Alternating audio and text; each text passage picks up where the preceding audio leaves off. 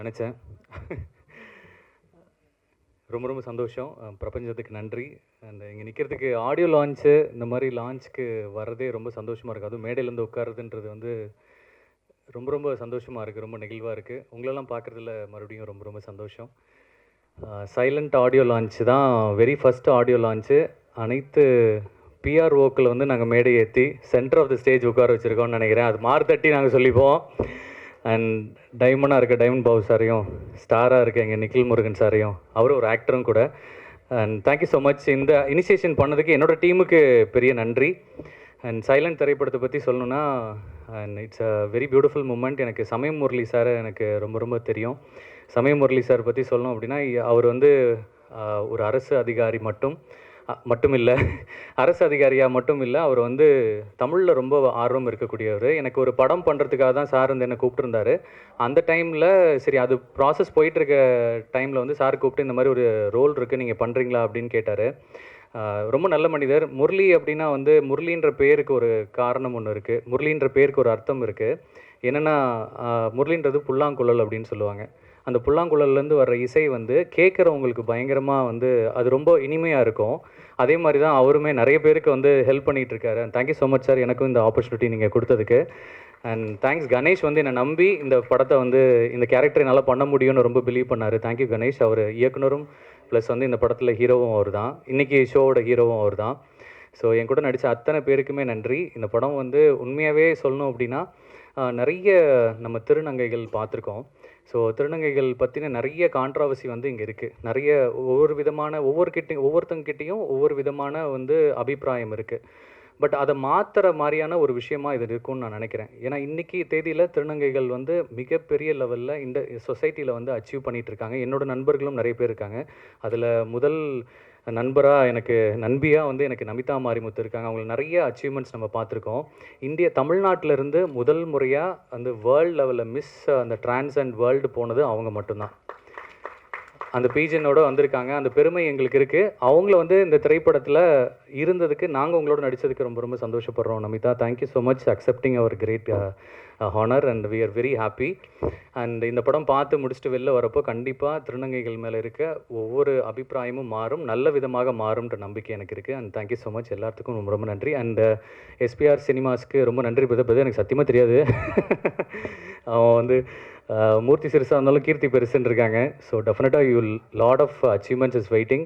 And சீன ராமசாமினா ரொம்ப ரொம்ப நன்றி. எனக்கு அண்ணனை பார்த்தோன்னே ரொம்ப எமோஷனல் ஆகிடுச்சு. And Suresh Kamatchi sir, thank you so much sir. ஒரு சின்ன படங்களுக்கும் நீங்கள் வந்து சப்போர்ட் பண்ணுறதுக்கு நீங்கள் வந்ததுக்கு எங்களுக்கு ரொம்ப ரொம்ப சந்தோஷம் சார். அண்ட் பிரதர் டாடா படத்தோட இயக்குனர் பிரதர், நீங்கள் வருவீங்கன்னு சத்தியமாக எதிர்பார்க்கவே இல்லை. Thank you bro and thank you so much. Thanks lot. Thank you so much. அனைவருக்கும் இனிய மாலை வணக்கம். எனக்கு ரொம்ப ரொம்ப சந்தோஷமாக இருக்குது. ஏன்னா வந்து சைலண்ட் மூவி ஆடியோ லான்ச்சில் இருக்கும்.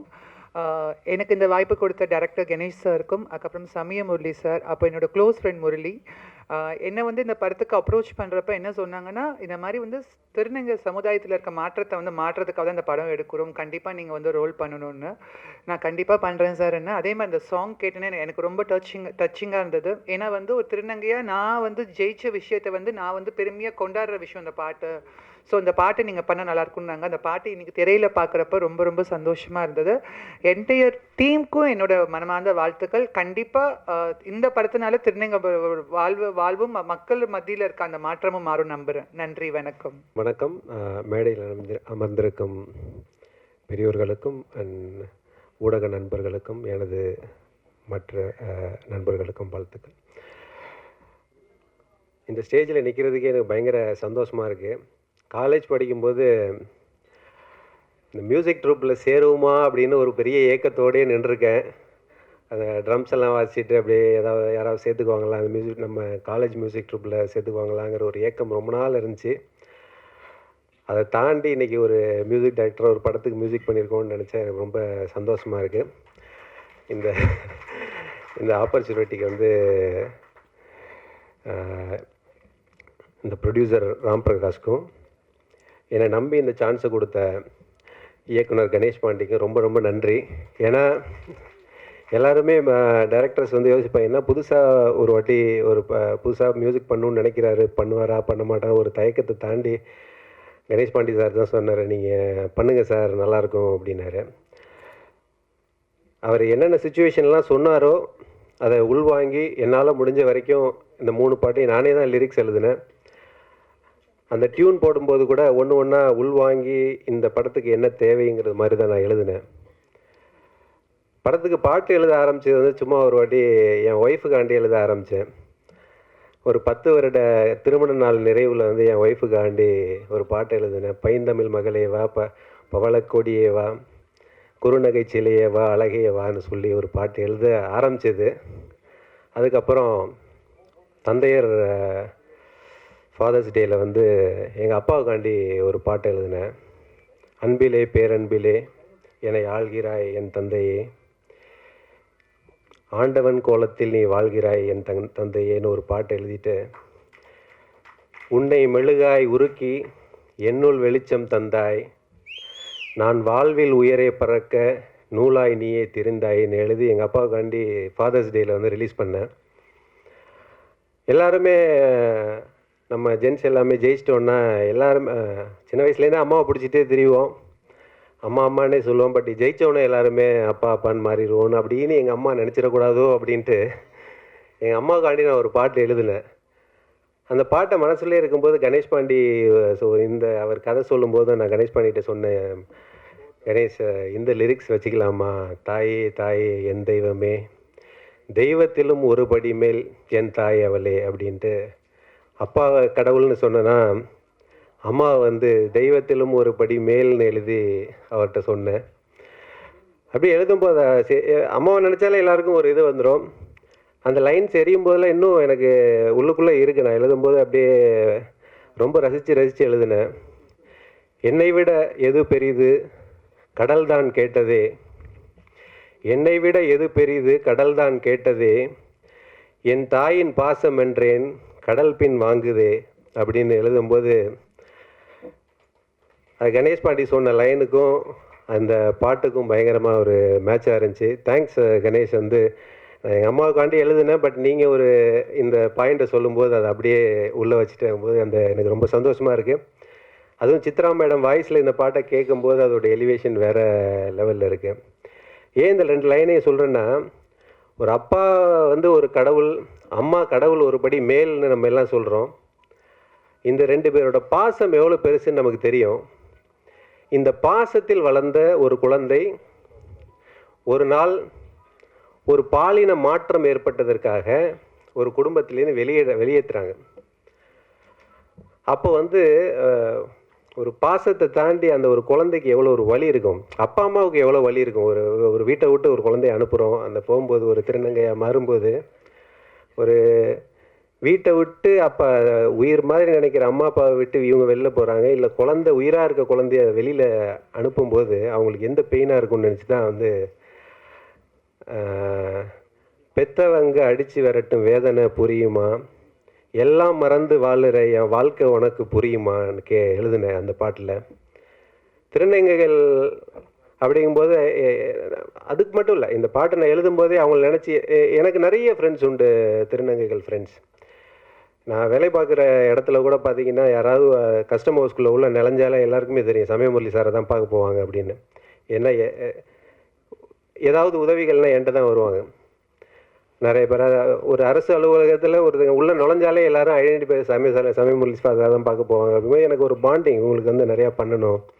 அவங்கள நினச்சி தான் எழுதினேன். நான் நானாக மாறினேனே பெண்ணாக, வான்மேலே ஸ்டாராக மின்ன போகிறேன் ஜோராக, மனதிலுள்ள ஆசையெல்லாம் சிறகடித்து பறக்க விட்டு நான் நானாக மாறினேனே பெண்ணாக. அது ஒரு ஆண் ஒரு பெண்ணாக மாறின வந்து எழுதுறது வந்து எனக்கு பிடிச்ச இதில் வந்து எழுதி இவங்களுக்காண்டி அதான் சொன்னேன். என்னோடய நண்பர்களுக்கெல்லாம் அனுப்பிச்ச திருநங்கை நண்பர்கள் அந்த நல்லா உங்களுக்காண்டி தான் இந்த பாட்டை நான் எழுதுனேன், இந்த ப்ரெசென்ட் பண்ணுறேன் அப்படின்னு சொல்லி. இதை தாண்டி ஒரு இசையமைக்கணும்னு வந்தால் புதுசாக ஒரு மியூசிக் பண்ணுறவங்களுக்கு நிறைய ப்ராப்ளம் இருக்கும். சங்கீதம் தெரியாது, புதுசாக பெருசாக அது நான் படிச்சுட்டு வரல. சித்ரா மேடம் வந்து ரெக்கார்டிங்க்கு ஒத்துக்கிட்டாங்க. பாட்டை கேட்டு வந்து அன்றைக்கி நைட்டு எனக்கு தூக்கமே வரல. என்ன வரல அப்படின்னா, அடுத்த நாள் அவங்க இது என்ன ராகம்னு கேட்டுருவாங்களோன்னு எனக்கு உண்மையிலே தூக்கம் வரல. ஏன்னா அதை பார்த்துலாம் டியூன் போடல. நானே வந்து ஒரு தத்தாகரம் நானே ஒரு டியூன் போடுவேன். ஏன்னா நான் பேசிக்கலாக ஒரு ரைட்டருங்கிறதுனால நான் எழுதிடுறேன். நானே ஒரு டியூன் போட்டு நானே எழுதுவேன். அதை அதுக்கப்புறம் போய் ப்ரோக்ராமிங் பண்ணி மியூசிக் போட்டுருவோம். நான் எழுதின சத்தியமாக இந்த 3 பாட்டில் ஏதாவது ராகம் என்னன்னு கேட்டிங்கன்னா உண்மையிலே நான் ராகம் வச்சுலாம் தெரியல. எனக்கே இன்ன வரைக்கும் இது என்ன ராகம்னு தெரியாது. நைட்டு ஃபுல்லாக யோசிச்சுட்டே இருந்தேன். சடனாக வந்து மேபி சித்ரா மேடம் வந்து சார் இது என்ன ராகம் சார்னு கேட்டாங்கன்னா என்ன சொல்கிறதுனே தெரியலையேன்னு யோசிச்சுட்டு இருந்தேன். அது ஒரு ஐடியா வச்சுருந்தேன். அடுத்த நாள் வந்து நம்ம நார்மலாக கல்யாணத்துக்கு மட்டும்தான் அப்பா அம்மா காலிலே உழுவோம். மற்றபடி எல்லாருக்கும் ஒரு நார்த் இந்தியாவில் வந்தால் ஒரு நல்ல பழக்கம் இருக்குது. நார்த் இந்தியாவில் நம்ம வயசை விட யார் அதிகமாக வந்தாலும் உடனே கால் தொட்டு கும்பிடுவோம். இங்கே வந்து நம்ம அந்த பழக்கம் இல்லை, ஒரு நல்ல பழக்கம் இல்லை. பட் இருந்தாலும் நான் அது வந்து வச்சுருந்தேன். மேடம் வந்துக்கிட்டே இருந்தாங்க. அடுத்த நாள் ரெக்கார்ட் ஸ்டுடியோவுக்கு அப்படியே நின்றுட்டே இருந்தேன். வந்த உடனே காலில் விழுந்துட்டேன். எதுக்குன்னா ஒரு டீச்சரை பார்த்து ஒரு பயந்தான். அட்லீஸ்ட் வந்து ஏதாவது கொஷின் கேட்டுற போகிறாங்க, இது ஏதாவது என்ன ராகம் ஏதாவது கேட்டாங்க நமக்கு பிரச்சனை ஆயிருமே.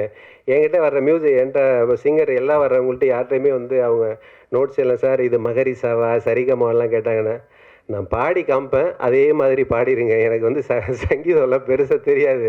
பட் ஏதோ ஒரு ஞானத்தில் வந்து என்னால் டியூன் போட முடியுது, என்னால் மியூசிக் போட முடியுது.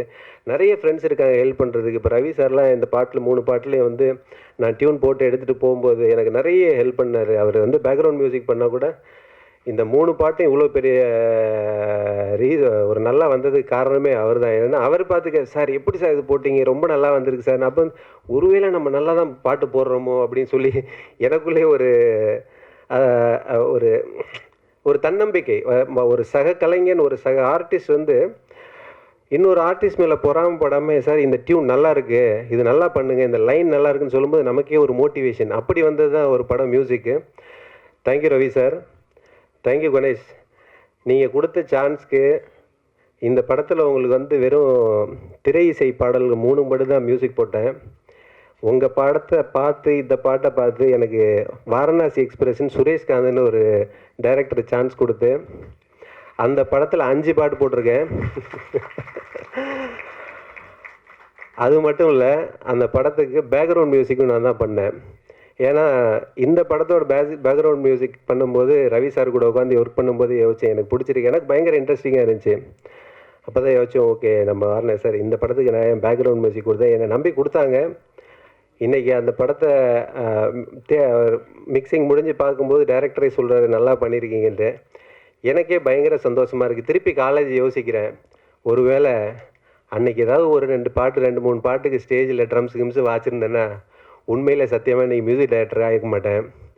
சப்போஸ் ஏதாவது கிடைக்கலன்னா எதிர்காலத்தில் ஏதோ அதை தேடி மல்டிப்புளாக போய் எங்கேயோ பண்ண போகிறோன்னு ஒரு நமக்கு ஆண்டவன் விட்டுருக்காருன்னு நினச்சிக்கோங்க.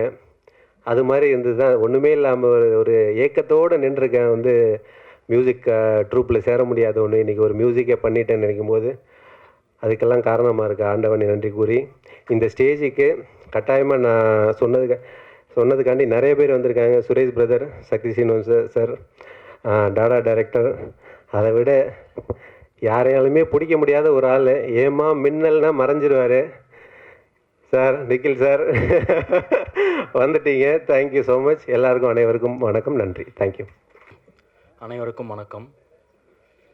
இங்கு வந்திருக்கும் பத்திரிகை நண்பர்கள் மற்றும் ஊடக நண்பர்கள் அனைவரையும் வருக என வரவேற்கிறேன். சைலண்ட் என் முதல் குழந்தை.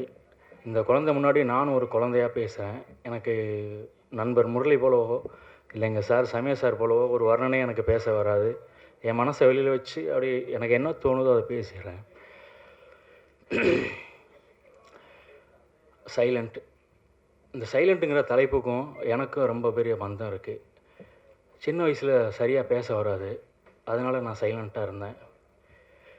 அதுக்கப்புறம் வறுமை, அதுக்கப்புறம் லட்சிய பாதை, இது எல்லாமே என்னை ரொம்ப சைலண்ட் ஆக்குச்சு, பக்குவப்படுத்துச்சு. இது எல்லாத்துக்கும் மேலே இந்த சைலண்ட்டை என்ன ரொம்ப சைலண்ட் ஆக்குச்சு, என்னை ஒரு தெளிவான கலைஞன் ஆக்குச்சு. இதை நான் ஏன் சொல்ல வரேன்னா, இந்த சைலண்ட்டுக்கெல்லாம் இந்த ஒரு சைலண்ட் ஒரு பதிலாக இருக்குன்னு நான் நினைக்கிறேன். சமயமுரளி சார் இன்றைய விழா நாயகர், அவரை பற்றி நான் ஒன்று சொல்லி ஆகணும். தாயே தயே சாங் இந்த ஜென்மத்தில் எனக்கு கிடைச்சது மிகப்பெரிய ஒரு பாக்கியமாக நான் நினைக்கிறேன் சார். Thank you sir. எங்கெங்கேயோ தேன் எடுக்கிற தேனீக்கள் எல்லாமே தேன்கூட்டில் வந்து ஒன்று சேரும். அது மாதிரி எங்கெங்கேயோ பிறந்து வளர்ந்த எங்கள் எல்லாரையும் கூட இந்த சினிமாங்கிற தேன்கூடு தான் ஒன்று சேர்த்துருக்கு. தேனீ வளர்ப்பில் ஒரு சூட்சம் இருக்குது. தேனீ வளர்ப்பில் ஒரு ராணியை வச்சிட்டோம்னா எல்லா ஈக்களும் அந்த ராணிக்கிட்ட வந்துடும். ராணியை எடுத்துட்டோம்னா எல்லா தேனீக்களும் பறந்து போயிடும்.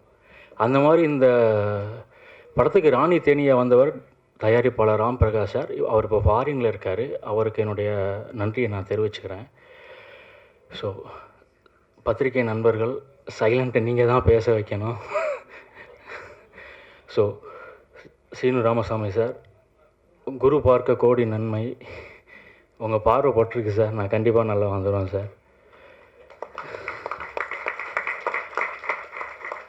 அண்ணன் காமாட்சி, சுரேஷ் காமாட்சி அண்ணன், படம் பார்த்துட்டு என்னை வாழ்த்துனீங்க. நான் வாழ்க்கையில் நான் வாங்கின முதல் விருதாக நினைக்கிறேண்ணே. நண்பர் கணேஷ் பிரதர், உங்களுக்கு எனக்கும் நிறைய ஒற்றுமை இருக்குது. உங்கள் பேரும் கணேஷ், என் பேரும் கணேஷ். பட் இந்த படத்துக்கு முதல்ல வச்ச பேர் டாடா டாடி. சரி, நீங்கள் வந்து ரொம்ப பெரிய சந்தோஷம் பிரதர். இது எல்லாமே இயற்கை தான் நடத்துதுன்னு நினைக்கிறேன். ஏன்னா யார் யார் இங்கே வரணுங்கிறத இயற்கை தான் முடிவு பண்ணியிருக்கு. இங்கே வந்த எல்லாருக்குமே நான் என்னுடைய பேரண்ட்ஸாக நினைக்கிறேன். ஏன்னா இந்த ஒரு இடத்துல என்னை பார்த்து சந்தோஷப்படுறதுக்கு என் பெற்றோர்கள் இல்லை, உயிரோடு இல்லை. அதனால் அந்த ஸ்தானத்தில் இங்கே வந்த எல்லாருடைய பாதம் தொட்டு நான் உங்களை பெற்றோராக நினைக்கிறேன். எனக்கு இதுக்கு மேலே சரியாக பேச வரல. வணக்கம், நன்றி. அனைவருக்கும் அன்பான மாலை வணக்கம். உண்மையிலே இது வந்து ஒரு பெரிய ஆச்சரியமான மேடை. ஏன் சொல்லுங்கள்? உண்மையிலே இது ரொம்ப ஆச்சரியமான ஒரு மேடை. ஏன்னா கிட்டத்தட்ட நான் ஒரு இயக்குனராகி ஒரு 17-18 வருஷம் ஆயிடுச்சு. ஒரு நியூஸை 2 பிஆர்ஓவுக்கு அனுப்பிச்சிங்கன்னா அந்த பத்திரிக்கை வரவே வராது. ஒரு நியூஸை ஒரு 2 தெரியாமல் இன்னொருத்தர் அனுப்பிச்சிட்டிங்கன்னு வச்சுக்கோங்களேன், அவர் முன்னாடி போட்டார்னா இவர் போடவே மாட்டார். ஆனால் இன்றைக்கி ஒட்டுமொத்த பத்திரிகையாளர் சங்கத்தின் சார்பாக எல்லா பிஆர்ஓக்களும் மேலே உட்காந்துருக்கிறது. உண்மையை சொல்லணுமா, எங்கள் டைரக்டர் யூனியனில் கூட நான் இதை பார்க்காத காட்சி.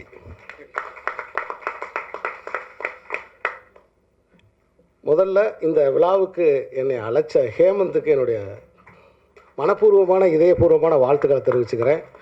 ஏன்னா 2012 வந்து ஒரு மெலிந்த பையனா, கொஞ்சம் மெலிந்த பையனா பிஹைண்ட் வுட்ஸ்லேருந்து ஒரு தம்பி தொடர்ந்து என்னை ஃபாலோ பண்ணி ஒரு பேட்டி நானும் அவரும் என்னை எடுத்தாங்க அவங்க. அப்போ நானும் அவரை மாதிரி தான் இருந்தேன். ஆனால் இப்போ பார்க்கும்போது நானும் அவரும் சமமாக இருக்கிற மாதிரி இருக்குது. ஆனால் அவர் என்ன கொஞ்சம் ஜாஸ்தியாக இருக்காப்புல. ஸோ ஹேமந்த் எனக்கு ஃபோன் பண்ணி, சார் நான் பிஆர்ஓ ஆகிறேன் சார், நீங்கள் வந்து என்னை வாழ்த்தணும்னு சொன்னாப்புல. நான் ரொம்ப சந்தோஷப்பட்டேன். ஹேமந்த் ஃபஸ்ட்டு என்னை பேட்டி எடுத்த அந்த நாள் எனக்கு ஞாபகத்துக்கு வந்துச்சு. அடடா, நம்மளை ஃபாலோ பண்ணி நம்மளை வந்து அந்த படத்துக்காக நமக்கு வந்து நின்னாப்புலையே. அதுக்கப்புறம் தொடர்ந்து அதை பற்றி நிறைய ரிவ்யூஸ்லாம் எனக்கு போட்டாப்புல. ஸோ அதை மனசில் வச்சு, ஹேமந்த் என்ன படம் எதுவுமே எனக்கு தெரியவே தெரியாது, நான் வர்றேன் ஹேமந்த்ன்ட்டேன். நேராக கிளம்பி வந்துட்டேன். என்னுடைய இதயபூர்வமான வாழ்த்துக்கள் ஹேமந்த். ஒளிமயமான எதிர்காலம் உண்டாகட்டும். என்ன காரணம் தெரியுமா உங்களுக்கு? நீங்கள் பிஆர்ஓ ஆகிற இந்த நன்னாளில், அதாவது இந்த டைகர் ட்ராகன்லாம் ஒரு பட்டங்கள்லாம் கொடுப்போம் இல்லையா, அது மாதிரி நிகில் முருகன் மேடையில் இருக்காப்புல பிஆர்ஓக்களுக்கு. அதே மாதிரி வந்து இவர் இருக்கார், நம்ம டைமண்ட் பாபு சார் இருக்கார். அப்படியே டைமண்ட் பாபு சார் இப்போ பார்க்கும்போது எனக்கு ஃபிலிம் நியூஸ் ஆனந்தன் சார் ஞாபகத்துக்கு வருது. அப்படியே கொஞ்சம் கொஞ்சமாக அவங்க அப்பாவாக மாறிக்கிட்டு இருக்காப்புல. பார்த்தீங்கன்னா தெரியும் எனக்கு. அவரை பார்க்கும்போது டக்குன்னு அப்பா ஞாபகம் எனக்கு வந்துச்சு. அதே மாதிரி மேடையில் பத்திரிகையாளர் சங்கத்திலேருந்து மேடையில் வந்து இதயபூர்வமாக வந்து உங்களை வாழ்த்தி மாலை போட்ட நம்ம சகோதரர்கள். ஸோ அப்படி இவ்வளவு பேரோட ஆசீர்வாதம், மூத்தோர்களின் ஆசீர்வாதம் உங்களுக்கு இருக்குது. அதனால் உங்களுக்கு வெற்றி உறுதி. வாழ்த்துக்கள். என்னுடைய அன்பு நண்பர், தயாரிப்பாளர், இயக்குனர் சுரேஷ் காமாட்சி அவர்கள் வந்து இந்த மேடைக்கு என் பக்கத்தில் அமர்ந்திருக்காரு. 3 அற்புதமான படைப்புகளை கையில் வச்சுருக்காரு. தமிழ் சினிமாவில் அடுத்து டாக் ஆஃப் த கோடம்பாக்கம்னா அவர் வச்சுருக்கிற படம் தான்.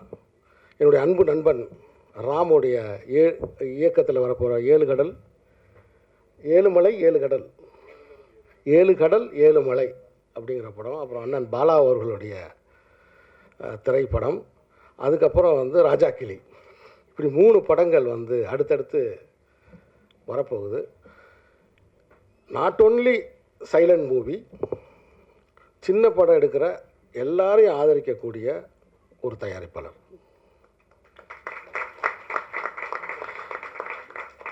என்னுடைய மாமனிதனாக இருக்கட்டும், இந்த கோழி பண்ணை செல்லதுரையாக இருக்கட்டும், அதோட எல்லா லெவல்லையும் வந்து எனக்கு சப்போர்ட் பண்ண ஒரு ப்ரொடியூசர். சின்ன படம்ல, பெரிய படம்ல, ஒரு ஆரோக்கியமான படத்துக்கு, ஆரோக்கியமான முன்னெடுப்புக்கு, இன்றைக்கி குரல் கொடுக்கறதுக்கு, அதுக்காக ஃபைட் பண்ணுறதுக்கு இருக்கக்கூடிய ஒரு ப்ரொடியூசராக என்னுடைய சகோதரர் சுரேஷ் காமாட்சியை நான் பார்க்குறதுல எனக்கு ரொம்ப பெருமையாகவும் இருக்குது, சந்தோஷமாகவும் இருக்குது. தண்ணி தாங்க பார்க்கணும். அது என்னன்னு தெரியல, இந்த பிரசாத் லேபுக்கு எனக்கு ஏதோ சம்மந்தம் இருக்குன்னு நினைக்கிறேன். இங்கே வந்தாலே எனக்கு தண்ணி தாக வந்துக்கிட்டே இருக்கு. பின்னாடி வந்து பேச வேணானே. ஸோ இந்த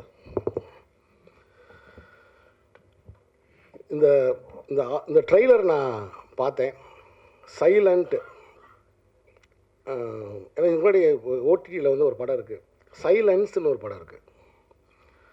அந்த படம் 2 எபிசோட்ஸ் வந்துருச்சு. நான் ரொம்ப ரசித்து பார்த்த படங்களில் அதுவும் ஒன்று. அந்த சைலன்ஸ் வந்து என்னென்னா, அந்த உலகம் வந்து ரொம்ப அதிகமாக வெப்பமாகி, அந்த வெப்பமான காரணத்தினால அந்த வெப்பம் அதே சமயத்தில் சப்தம், இந்த சவுண்டு பொல்யூஷன்னு சொல்கிறாங்க இல்லையா, ஓவர் சத்தம். நீங்கள் பார்த்தா தெரியும், இந்த லாரி டிரைவரில் இளையராஜாவை மாதிரி இந்த ஹாரன் அடிக்கிறது, காலை 5 மணிக்கு ஹாரன் அடிக்கிறது, ஆளே இருக்க மாட்டேன் ஹாரன் அடிச்சுக்கிட்டே போகிறது. இந்த சவுண்டு பொல்யூஷன்னால் சில உயிரினங்கள் தோன்றுகிறது. அந்த படத்தில் சில உயிரினங்கள் தோன்றுகிறது. அது யாராவது சத்தம் கொடுத்தவங்களை போய் தாக்குது. இதுதான் அந்த படத்தோட கதை. ஸோ நான் வரும்போது நான் சைலண்ட் கீலண்ட்டுன்னொடனே இது அந்த மாதிரி ஒரு படமாக இருக்கும் போல தெரியுது அப்படின்ற ஒரு இமேஜினேஷனில் வந்தேன். ஆனால் இங்கே இந்த ட்ரெய்லரை பார்க்கும்போது இது வேறு ஒரு விஷயத்தை பேசுகிறது எனக்கு தெரியுது. உண்மையிலேயே இந்த திரைப்படத்தோட இயக்குனர், ஒரு முதல் பட இயக்குனர், இவ்வளவு தைரியமாக, எனக்கு தெரிஞ்சு தமிழ் சினிமாவில் ஏன்னா யாரும் இந்த மாதிரி ஒரு முயற்சி பண்ண மாட்டாங்க. ஆனால் அவ்வளோ தைரியமாக அவரே கதாநாயகனாகவும் நடித்து அதே சமயத்தில் மெயின் லீடாக திருநங்கை ஒருத்தரை வந்து அவர் நடிக்க வச்சுருக்காரு. அதுக்கே என்னுடைய பாராட்டுக்கள். ஏன்னா சக உயிர் அவங்க. இன்னும் சொல்லப்போனால் அவங்களுக்கு சந்ததிகளே கிடையாது. இதுதான் கடைசி சந்ததி, அடுத்த சந்ததியே கிடையாது. அவங்க யாருக்காகவுமே செல்வத்தை சேர்க்க வேண்டிய தேவையே இல்லை. அவங்க தனி சொத்து மனப்பான்மையே இல்லாத ஆட்கள்னால் என்னை பொறுத்த மட்டும் திருநங்கைகள் தான். ஸோ இந்த நாளைய சமூகத்துக்கு சேர்க்கணுன்ற எண்ணமே கிடையாது. அவங்களுக்கு வேண்டியதெல்லாம் இன்றைக்கி அன்பு தான்.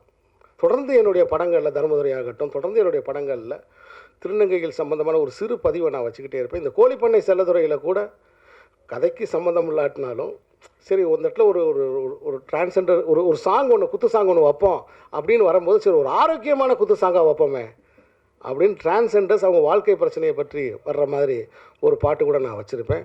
அந்த மாதிரி இந்த படத்துலேயும் ஒரு பாட்டு தன்னோட வலிகளை, வேதனைகளை ரொம்ப மாடர்னாக, நான் வச்சது ஆண்டிப்பட்டி பாட்டு, இவங்க வந்து ரொம்ப மாடர்னாக அழகாக வந்து இதில் ப்ரெசென்ட் பண்ணியிருக்காங்க. இந்த படத்தோட ஒளிப்பதிவாளருக்கு என்னுடைய பாராட்டுகள். ரொம்ப சிறப்பாக பண்ணியிருக்காரு. இந்த ட்ரெய்லரை பார்க்கும்போது வந்து, டீசரை பார்க்கும்போது எனக்கு அதுதான் தெரிஞ்சிச்சு. ஸோ இந்த படக்குழுவுக்கு என்னுடைய பாராட்டுகளை நான் தெரிவிச்சுக்கிறேன். அப்புறம் வந்து தொடர்ந்து வந்து என்கிட்ட வந்து இப்போ வரும்போதே என்கிட்ட 2-3 பேர் கேட்டாங்க, ஏன்னா நல்லா இருக்கீங்களா சார், அண்ணே நீங்கள் அன்றைக்கி பேசுனது ரொம்ப சிறப்பாக இருந்துச்சுண்ணே, நல்லா இருந்துச்சு, இன்றைக்கி இந்த மேட்ரை பேசுங்கண்ணே அப்படின்னாங்க. ஏன்னா அது தம்பி சைலண்ட்டு தலைப்பு, இயக்குனர் சொன்ன மாதிரி இங்கே அது ஒரு பெரிய சத்தம் ஆயிரும், என்ன மேட்ரு அப்படின்னு கேட்டேன். ஒரு பக்தி மேட்ரை சொன்னாப்புல. நான் சொன்னேன், தம்பி அதை நான் பேச முடியாது, நான் ராமரை பற்றி பேசி நான் வனவாசம் போக முடியாது, ஏன்னா அது நான் செய்ய முடியாது. அது வேணாம்ப்பா, அது நான் என்னை தயவுசெய்து அதெல்லாம் பேச சொல்லாத, அது மாதிரி என்னை ட்ரெயின் பண்ணாத, நான் கான்ட்ராவர்சியாக எப்பயுமே நான் மேடைகளில் நான் பேசுகிறது இல்லை தம்பி அப்படின்னு நான் சொன்னேன். இல்லைண்ணா நீங்கள் இப்போ அதுதான் வந்து ட்ரெண்டாக இருக்குது. இல்லைப்பா, நான் வந்து எல்லா மதங்களில் இருக்கக்கூடிய நல்ல விஷயங்களை எடுத்துக்கிறவன். என்னுடைய படங்களில் சமூக நல்லிணக்கம் இருக்கும். நான் வந்து எந்த கடவுளையோ எதையோ நான் நிந்தனை பண்ணுறவன் நான் கிடையாது. ஸோ இப்போ இந்த படத்தை பார்க்கும்போது வந்து ஒரு சிவனாக வந்து இவர் பெர்ஃபார்ம் பண்ணியிருப்பாப்புல, கணேஷ் வந்து சிவனாக வந்து அப்படி பெர்ஃபார்ம் பண்ணி அப்படி ஆடியிருப்பாப்புல. நான் கூட சொல்லுவேன், ஒரு மனுஷன் ஆரோக்கியமாக இருக்கணும்னா என்ன செய்யணும், ஒரு மனுஷன் ஆரோக்கியமாக இருக்கணும்னா என்ன செய்யணும். எங்கள் வீட்டில் இருக்க பிள்ளைகள்கிட்ட நான் சொல்லுவேன், முருகன் மாதிரி நிற்கணும், முருகன் மாதிரி நிற்கணும், விஷ்ணு மாதிரி கையை வச்சு இப்படி படுத்துக்கு பார்க்கணும், ஐயப்பன் மாதிரி குத்த வச்சு உட்காரணும். உட்கார முடியுமா ஹேமந்த், உங்களால் முடியுமா? உருண்டு கீழே விழுந்துருவாப்புல. ஐயப்பன் மாதிரி குத்த வச்சு உட்காரணும். ஏன்னா அவங்க அந்த நிலை அப்படிங்கிறது அவங்க அந்த மலையில் இருக்கிற தெய்வம்னால மரம் நிறைய ஏறுறாங்க. நிறைய ஏறும்போது குத்த வச்சு உட்காந்திங்கன்னா அந்த கால்லாம் ஸ்ட்ரெச் ஆகும். அதனால அவங்க தெய்வத்தை வந்து அவங்க குத்த வச்சு பார்க்குறாங்க. ஸோ அப்படி குத்த வச்சு உட்காரணும். சிவன் மாதிரி ஒரு காலை தூக்கி வச்சு ஆடணும். விநாயகர் மாதிரி சம்மணம் போட்டு உட்காரணும். இந்த 4 நிலைகளை கண்டினியூஸாக நீ செஞ்சேன்னா நீ ஆரோக்கியமாக இருப்ப. இதை சொல்கிறதுக்கு தான் இந்த தெய்வங்களை இவங்க படைச்சிருக்காங்க. ஸோ அதனால் இந்த எல்லா மதங்களையும் நான் வந்து அந்த எல்லா மதங்களில் இருக்கக்கூடிய நல்ல கருத்துக்களை நான் எடுத்துக்கிறவன். என்னுடைய படங்களில் எல்லோரும் ஒற்றுமையாக இருக்கணுன்ற சமூக நல்லிணக்கத்தை வலியுறுத்தக்கூடியவன். அதனால் தயவுசெய்து இந்த சிக்கலில் மட்டும் என்னை மாட்டி விடாதப்பா, நான் பேச மாட்டேன் அப்படின்னு. இல்லைண்ணே, அந்த விமர்சனத்தை பற்றி ஒன்று பேசுனீங்க இல்லைண்ணே, அதுதான் முடிஞ்சு போச்சேப்பா, அதை பற்றி மறுபடியும் என்னப்பா பேசணும் அப்படின்னு கேட்டேன். இல்லைண்ணே, தயவுசெய்து அதை பற்றி இன்னும் 2 வார்த்தை சொல்லுங்கண்ணே. இங்கே பாரு, நான் சின்ன வயசாக இருக்கும்போது இந்த வேலையை வச்சுருவேன். நான் சின்ன வயசாக இருக்கும்போது இருந்து விமர்சனத்தை பார்த்துட்டு தேட்டருக்கு போகவே மாட்டேன். குறிப்பாக சினிமாவுக்குள்ளே நான் வரணும்னு முடிவு பண்ண பிறகு, சினிமாவுக்குள்ளே வரணும்னு முடிவு பண்ணும்போது நான் சொல்கிறது 90s, இந்த 94, 93 அந்த டயத்தில் தியேட்டருக்கு நான் போகும்போது வந்து யார் சொல்கிற விமர்சனத்தையும் நான் கேட்க மாட்டேன். அதே மாதிரி எங்களை வந்து பத்திரிகைகள் வந்து அப்போ ஆனந்த விகடன், குமுதம், கல்கி, கல்கண்டு, அமுத சுரபி, இப்படி யுனெஸ்கோ கூரியர் வரைக்கும் எல்லா பத்திரிகையும் நான் படிச்சிருவேன். நூலகத்துக்கு போய் சாவி, இப்படி எல்லா பத்திரிகையும், அப்போ எல்லா பத்திரிகையில் இருக்கிற விமர்சனமும் நான் படிப்பேன். ஆனால் அப்போ அந்த விமர்சனம்லாம் 1 நாள் 2 நாளில் வரும். ஆனால் எந்த விமர்சனத்தையும் நான் படிச்சுட்டு தேட்டருக்கு போக மாட்டேன். ஆனால் தேட்டரில் போய் படம் பார்த்துட்டு வந்து எல்லா விமர்சனத்தையும் படிப்பேன். அப்போ என்னென்னா, இந்த படத்தை பற்றி நம்ம நினைக்கிறது சரியா, இந்த படத்தில் என்னென்ன குறைகள் இருக்குதுன்னு நம்ம என்ன நினச்சோம், அது எல்லாமே சரியா அப்படின்னு நான் பார்ப்பேன். நான் பில் அடிச்சுக்கிட்டே இருக்க பாருங்களேன், நான் ஓடி போய் எடுத்துடுவேன் போல தெரியுது. சரியா அப்படின்னு ஒரு பயிற்சிக்காக திரும்ப நான் படித்து பார்ப்பேன். இப்படி தான் ஒரு படத்தை என்னோடய ரூம்மேட்டு சென்னையில் இருக்கும்போது அந்த படம் நல்லா இல்லைன்னு சொல்லிட்டாங்க. முத்துன்னு ஒரு படம், ரஜினி சார் நடித்த அந்த முத்து படத்தை அவருக்கு பிடிக்கல போல தெரியுது. இந்த படம் நல்லா இல்லைன்னு சொல்லிட்டாப்புல. நான் அதனாலே ஒரு 2 நாள் கழித்து போவேன்ட்டு அப்படியே விட்டுட்டேன். உட்கார முடியாது தலைவா அப்படின்னு என்கிட்ட சொல்லிட்டாப்புல. அப்படி சொல்கிறாப்புலன்ட்டு. அதுக்கப்புறம் பார்த்தா அந்த படம் பயங்கரமாக ஹிட் ஆகுது. நான் தியேட்டருக்கு போகிறேன், அந்த படம் பிளாக் பஸ்டர் ஆகுது. அங்கே மட்டும் பிளாக் பஸ்டர் ஆகலை, தெற்காசிய நாடுகள் ஃபுல்லாக அந்த படம் பயங்கர ஹிட் ஆகுது, ஜப்பானில் எல்லாத்துலேயும். என்ன காரணம்னா, தம்ம மதத்தில் இருக்கக்கூடிய புத்தரோட கருத்துக்கள் எல்லாம் அந்த படத்தில் இருக்குது. ரஜினி சார் பேசுகிறார், ஒருவன் முதலாளி, உலகில் மற்றவன் தொழிலாளி, இந்த மாதிரி கருத்துக்கள்லாம் அதில் பேசுகிறாரு. அந்த படம் எனக்கு ரொம்ப பிடிச்சிருந்துச்சு. அப்போ முடிவு பண்ணேன், ரூம்மேட்டை கேட்டு சினிமாவுக்கு போகக்கூடாது அப்படின்னு நான் முடிவு பண்ணேன். ஆனால் அப்பையும் சரி இப்பையும் சரி, நான் படம் பார்த்துட்டு வந்துட்டு ஒரு 10-15 விமர்சகர்களுடைய விமர்சனங்களை எடுத்து அவங்க என்ன சொல்கிறாங்கன்னு பார்ப்பேன். என்ன சொல்கிறாங்கன்னு அப்படி பார்க்கும்போது, நம்ம பார்க்காத கோணத்தில் இந்த விமர்சகர் பார்த்துருக்காருன்னு ஆச்சரியப்படுவேன். இது என்னுடைய பழக்கம், இது நான் நடைமுறையில் வச்சுருக்கிற பழக்கம். மற்றபடி சிறு படங்களுக்கு இப்போ நான் உங்கள் முன்னாடி நிற்கிறேன்னா சிறு படங்களை பெரிய படங்களை பற்றி எனக்கு தெரியாது. ஏன்னா பெரிய படங்கள் பெரும்பான்மை வியாபாரத்தில் வந்து கரையேறி வந்து நின்றும், தியேட்டரில் வந்து கரையேறி வந்து நின்றும், அவ்வளோ விளம்பரம் பண்ணுவாங்க, போஸ்டர் ஒட்டுவாங்க, எல்லாமே செய்வாங்க. ஆனால் சிறு படங்களுக்கு கைப்பிடிச்சு மக்களுக்கு அடையாளம் காட்டினதுன்றது பத்திரிகையாளர்கள் தான், விமர்சனங்கள் தான். அப்போ சிறு படங்களுக்கு இன்றைக்கு தேவை வந்து ஆரோக்கியமான விமர்சனங்களும் வழிகாட்டுறதும் தான்ன்றது என்னுடைய தாழ்மையான கருத்து. ஏன்னா இப்போ சமீபத்தில் வந்து பராரின்னு ஒரு படம், புதுமுகங்கள் நடித்த பராரின்னு ஒரு படம், ரொம்ப ஒரு சென்சிட்டிவான ஒரு இஷ்யூவை வச்சு நல்லா இருக்குன்னு சொல்கிறாங்க. ஆனால் அந்த வாசலில் வச்சு அந்த ஆடியன்ஸ் ரிவ்யூ கேட்பீங்க இல்லையா, அந்த மாதிரி ரிவ்யூஸ்லாம் நிறைய வராதனால அந்த படம் தேட்டருக்கு வந்திருக்கானே தெரியாமல் போயிடுச்சு. அதனால் என்னுடைய தயாரிப்பாளர் சங்கத்தோட தொடர்பில் இருக்க சுரேஷ் காமாட்சி அவர்கள் மேடையில் இருக்கார். ஒரு இயக்குனராக நான் கேட்டுக்கிறது, சில கட்டுப்பாடுகளோட ஏன்னா அவங்களுக்கும் நிறைய பொறுப்பு இருக்குது, சில கட்டுப்பாடுகளோட தயவு செய்து தியேட்டர் வாசலில் ரிவ்யூ பண்ணுவதற்கு அனுமதிங்க.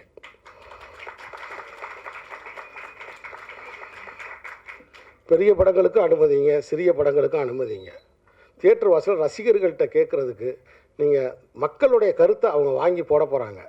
ஏன்னா அப்படி மக்களுடைய கருத்தை வாங்கி போடுறதுக்கு தயவுசெய்து அனுமதிங்க. ஏன்னா அப்படி இல்லைன்னா சிறு படங்கள் மக்களின் கவனத்துக்கு வராமையே போயிடும். அந்த படத்தில் என்ன நல்லது இருக்குது என்னது இருக்குன்றதை கொஞ்சம் உரத்து, எப்படி என்னுடைய தென்மேற் பருவக்காட்டெலாம் சின்ன படம் தான், இந்த கோழிப்பனை செல்லத்துறையெல்லாம் சின்ன படம் தான், இந்த படங்கள்லாம் நீங்கள் எப்படி குரல் கொடுத்தீங்க, நீங்கள் குரல் கொடுத்தனால தான் அந்த படம் இன்றைக்கி 25 லட்சம் பேர் பார்த்துருக்கான் ஓடிடியில். அவ்வளோ மக்களுக்கு போய் அது ரீச் ஆகிருக்கு. இப்போ என்கிட்ட கூட கேட்டாங்க, நீங்கள் அடுத்து என்ன பண்ண போகிறீங்க அப்படின்னு கேட்டாங்க. அடுத்து நான் ப்ரொமோஷன் பண்ண போகிறேன்னு. என்னங்க அடுத்து ப்ரொமோஷன் பண்ண போகிறீங்க ஏங்கன்னீங்க, உங்களுக்கு விவரம் தெரியலன்னா பேசாமல் இருங்கன்ட்டு. பல பேர் என்ன வந்து இணையதளங்களில் நிறைய நெகட்டிவ் கமெண்ட்ஸு, அவங்கவுங்க தான் அறிவாளி நினச்சிக்கிட்டு சில கருத்துக்களை சொல்கிறாங்க. அது கிடையாது உண்மை. ஒரு ஜன்னலில் ஒரு புறா நிற்கிது, அந்த புறாவை எத்தனை பேர் பார்க்க போகிறாங்க, எத்தனை பேர் பார்த்தா எவ்வளோ ரூபா வரப்போகுதுன்றதான் பாயிண்ட்டு.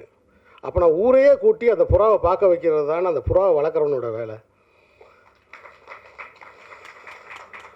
அதுதானே அந்த படைப்புக்கு நான் செய்கிற தர்மம். அதை தான் இப்போ நான் செஞ்சுக்கிட்டு இருக்கேன். ஒரு வியூ பார்த்தா இவ்வளோ ரூபான்னு சொல்லிட்டாங்க, அதெல்லாம் இங்கே சொல்ல விரும்புகிறேன் நான். ஒரு வியூ பார்த்தா இவ்வளோ ரூபான்னு சொல்லிட்டாங்க. அப்போ 1 கோடி பேர் பார்த்தா 7 கோடி தமிழர்கள் இருக்காங்க. அப்போ சீனு ராமசாமி தர்மதுரை எடுத்திருக்கான், மாமனிதன் எடுத்திருக்கான், தொடர்ந்து நல்ல படத்துக்காக அறம் சார்ந்த படத்துக்காக நின்றுருக்கான். அவன் என்னடா சொல்லியிருக்கான் அப்படின்னு சொல்லி 1 கோடி தமிழர்கள் அந்த அமேசான் ஓடிடியை ஓப்பன் பண்ணி பார்க்க மாட்டாங்களா? அப்போ என்னுடைய வேலை என்னென்னா, இந்த படம் இங்கே இருக்குன்ற அவங்களுடைய கவனத்துக்கு கொண்டு போகிறது தான். அப்படி கொண்டு போனாலே போதும். ஷேர் இட்ன்ற பேசிஸ்லாம் நம்ம கொடுத்துருக்கோம். அதனால தான் தொடர்ந்து நான் வந்து எல்லாத்துலேயும் போட்டுக்கிட்டே இருக்கேன், இந்த படத்தை பாருங்கன்னு சொல்லி போட்டுக்கிட்டே இருக்கேன். ஒருத்தர் முகநூலில் கீழே கமெண்ட் போட்டிருக்காரு, நான் ஒரு அமௌண்ட்டு போட்டிருந்தேன். அப்போ இன்றைக்கி ராத்திரி உங்களுக்கு அந்த ரூபாய் உங்களுக்கு வந்துரும்னு போட்டிருக்காரு. அப்போ ஓப்பன் பண்ணி பார்ப்பாருன்னு அர்த்தம். அதனால் சைலண்ட் மூவிஸ் உலகமெங்கும் நீங்கள் பேசப்படுவீங்க. ஏன்னா இந்த மாதிரி கண்டென்ட்டுகளுக்கு தான் இன்றைக்கி பெரிய வரவேற்பு இருக்குது. உலகமெங்கும் நீங்கள் பேசப்படுவீங்க அப்படின்னு நான் ரொம்ப ஆழமாக நம்புகிறேன், வாழ்த்துறேன். இந்த புதிய படம், இந்த புதிய கலைஞர்கள், ஏன்னா நான் எப்பயுமே யாரையுமே குறைச்சி மதிப்பிட மாட்டேன். திண்டுக்கல் அலெக்ஸ்னு எனக்கு ஒரு நண்பர் இருக்கார். அவர் ஒரு நாள் என்னை வந்து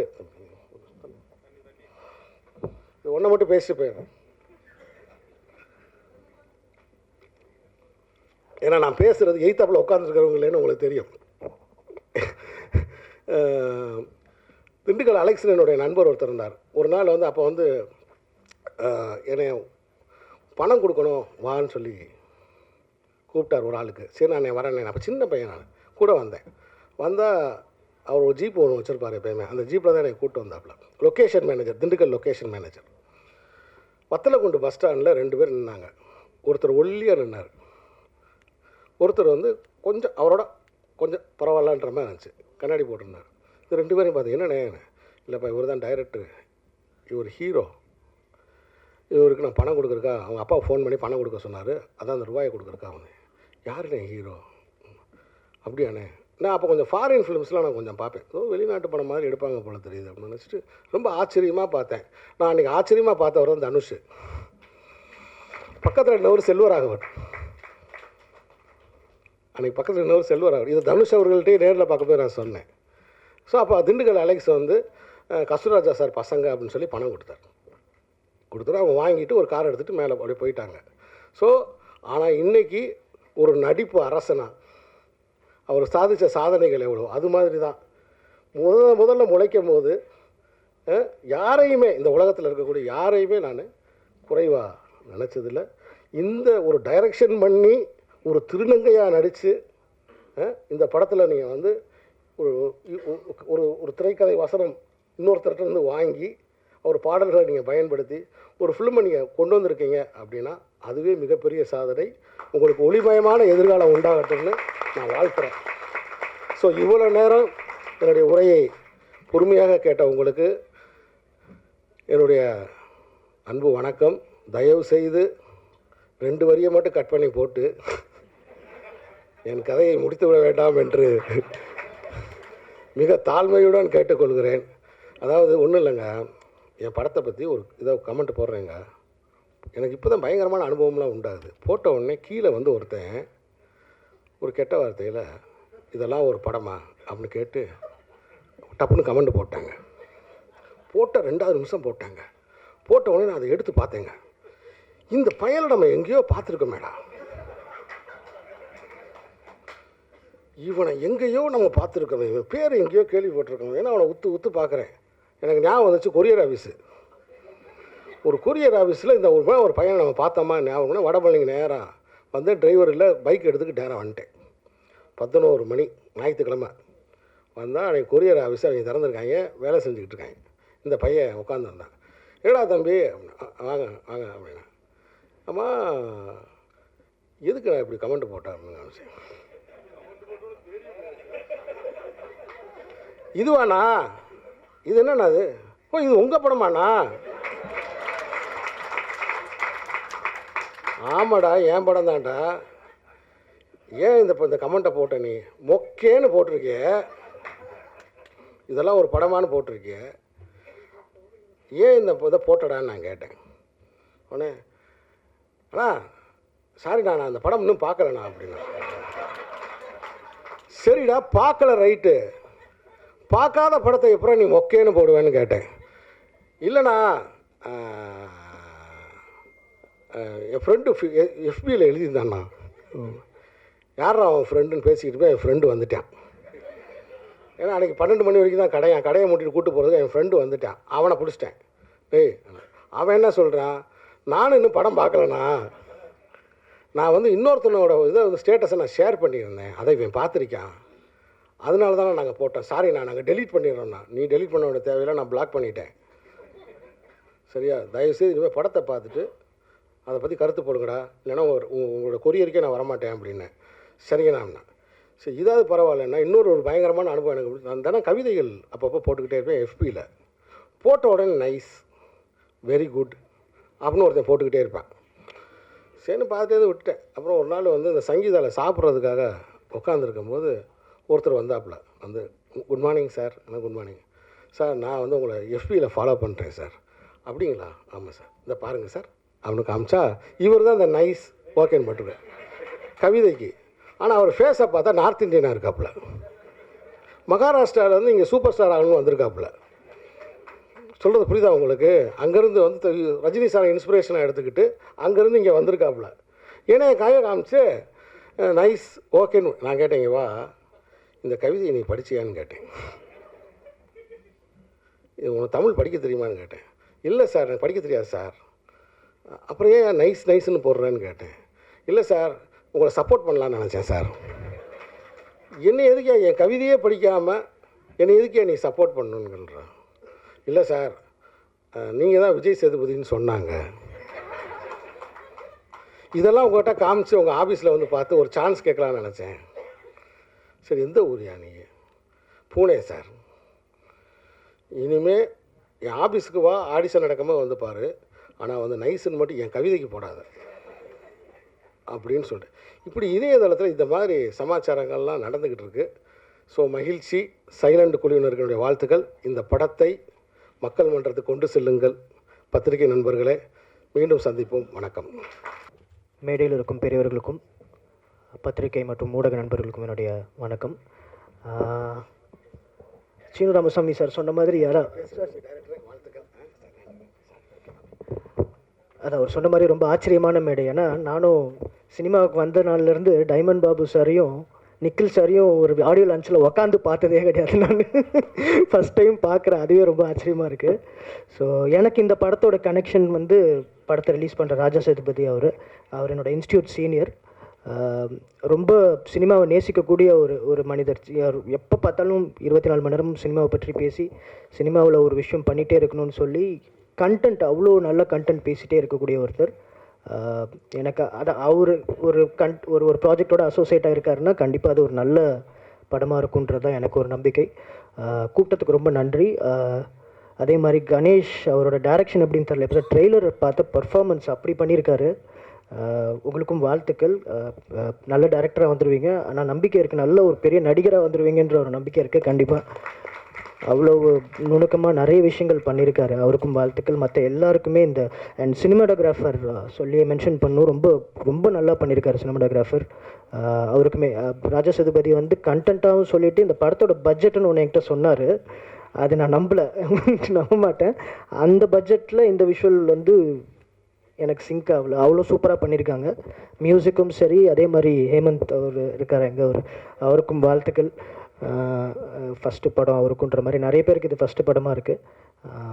எல்லாருக்குமே வாழ்த்துக்கள். அதே மாதிரி பிரதர் உங்களுக்கு, மேம் உங்களுக்கு எல்லாருக்குமே வாழ்த்துக்கள். மியூசிக் டைரக்டர் அவர் ரொம்ப இன்ஸ்பைரிங்கான ஒரு ஸ்டோரி. அது கேட்டாலே ரொம்ப சந்தோஷமாக இருக்குது. கூட்டத்துக்கு ரொம்ப நன்றி. எல்லாருக்கும் வாழ்த்துக்கள். நன்றி. வந்திருக்கும் மீடியா நண்பர்கள் அனைவருக்கும் எனது மாலை நேர வணக்கம். சைலண்ட் இந்த படத்தை நான் பார்த்துட்டேன் ஆல்ரெடி. நான் பார்த்து ஒரு 2 months ஆகுது. இந்த படத்தில் வந்து இசையமைச்சிருக்கிறது வந்து நம்ம சமயமொழி சார். ஆக்சுவலி சமயமொழி சார் வந்து ஒரு ஐஏஆர்எஸ் ஆஃபீஸர். அவர் எனக்கு அறிமுகமாகும் போது ஒரு ஐஆர்எஸ் ஆஃபீஸர் தான் எனக்கு அறிமுகமாகிறாரு. அதுக்கப்புறம் அவருடைய ஒரு புக்கு படிக்கிறதுக்கான வாய்ப்பு எனக்கு கிடச்சிது. அந்த புக்கை கொடுத்துட்டார். அவர் எழுதிய அந்த புக்கு. அந்த புத்தகத்தை படித்தா எனக்கு அவர் மேலே ஒரு மிகப்பெரிய மரியாதை வந்தது. ஏன்னா ஒரு ஐஆர்எஸ் ஆஃபீஸர் ஒரு ரைட்டராக இவ்வளோ ஒரு நேர்த்தியாக ஒரு கதை எழுத முடியுமா அப்படின்னு. இப்போ கூட ஒரு நாவல் கொடுத்துருக்காரு என்கிட்ட, காக்கியின் காதல்னு சொல்லிட்டு. அதுனா நான் படிக்கலை. ஸோ அவர் மியூசிக்காகவும் பாட்டு போட்டிருக்கிறது எனக்கு ஒரு ஆஃபீஸராக இருந்துக்கிட்டு சினிமாவில் அவ்வளோ ஒரு கிரேஸாக இருக்காருன்றது உண்மையாகவே ரொம்ப சந்தோஷமாக இருக்குது. இது கணேஷ்க்கு வந்து அவர் வந்து மிகப்பெரிய ஒரு சப்போர்ட்டாக இருந்தார். எனக்கு தெரியும் கணேஷ் வந்து ஒரு புதுமுக இயக்குனராக இருந்தால் கூட இந்த படத்தில் மிக சிறப்பாக நடிச்சிருப்பார். நீங்கள் படம் பார்க்கும்போது தெரியும், ஒரு சிறந்த கலைஞர். அவர் வந்து கணேஷ் வந்து தன்னை வந்து வாய்ப்பு தேடி அலைஞ்சு எங்கேயுமே தனக்கு வாய்ப்பு கிடைக்கலன்ற போது தானே வந்து ஒரு சுயம்புவாக ஒரு கதையை உருவாக்கி ஒரு கதையை வாங்கி அதை நடித்து அவரே நடித்து உருவாகலாம் சாதாரண விஷயம் கிடையாது. அவ்வளோ பெயின் இருந்திருக்கு அவருக்குள்ள. எனக்கு தெரிஞ்சு இந்த படத்துக்கு அப்புறம் அவருக்கு வந்து இயக்கிறதுக்கான வாய்ப்பு கிடைக்குதா இல்லையான்னு கூட எனக்கு தெரியாது. பட் நடிகராக வந்து அவர் நிச்சயமாக வந்து ஜெயிப்பான்ற நம்பிக்கை இருக்குது. ஏன்னா அந்த கேரக்டர் வந்து ஈஸியாக எல்லோரும் பண்ணிட முடியாது. ரொம்ப ஒரு சேலஞ்சிங்கான கேரக்டர். அது டிஃப்ரெண்ட்டாக படிப்பார். ரொம்ப திடீர்னு நெகட்டிவாக பண்ணுவார், திடீர்னு வந்து ஒரு எமோஷனலாக பண்ணியிருப்பார். ரொம்ப ரசித்து பண்ணியிருப்பார் அந்த கேரக்டர். எனக்கு ரொம்ப பிடிச்சேன். நான் படம் பார்த்தோன்னே சொன்னது அவர், நீ நடிப்பிலே கான்சன்ட்ரேட் பண்ணிக்கலாம், மிக சிறப்பாக நடிக்கிற அப்படின்னு. ஆனால் இந்த அவருக்கு வந்து இவ்வளோ சப்போர்ட் கொடுத்து இவ்வளோ ஸ்பேஸ் கொடுத்து அவர் வந்து உருவாக்குனார்னா அதில் சமயமொழி சாரோட ரோல் வந்து பெரிய ரோல். அதனால் சமயமொழி சாருக்கு வந்து இந்த இடத்துல வந்து நம்ம நன்றி சொல்லணும். ஏன்னா ஒரு ஆஃபீஸராக இருந்துக்கிட்டு இதெல்லாம் பண்ண வேண்டிய அவருக்கு தேவை கிடையாது. சினிமா மேலே உள்ள ஒரு காதல் தான். அப்புறம் சொன்னால் ஹேமந்த் வந்து இந்த படத்தில் வந்து ஹேம்நாத் வந்து அவரும் புதுசாக பிஆர்ஓ அறிமுகமாக இருக்கார். அவருக்கும் என்னுடைய வாழ்த்துக்கள். நீங்களும் சீக்கிரம் போய் அந்த சங்கத்தில் மெம்பராகி எலெக்ஷன் நடத்துகிட்டு தலைவருக்கு நீங்கள் விடுவேன். நீண்ட காலமாக தலைவர், அடுத்த ஜென்ரேஷன் வரட்டும் என்னென்ன வாழ்த்து. மற்றபடி இந்த வாரம் வந்த படங்கள் கூட பார்த்தீங்கன்னா வந்து எந்த படங்களுக்கு வந்து சரியான விமர்சனங்கள் எல்லாம் வந்து இந்த விமர்சனங்கள் எழுதக்கூடாது அப்படின்றதுனால தான் சீனிவாசாமி சொன்னது மாதிரி எனக்கு வந்து விமர்சனங்கள் வந்து உடன்பாடு உண்டு. நான் வந்து விமர்சனங்களை வரவேற்கிறவர் தான். இதை நான் ஆரம்பத்துலேருந்து என்னோடய படங்களை சொல்லியிருப்பேன்.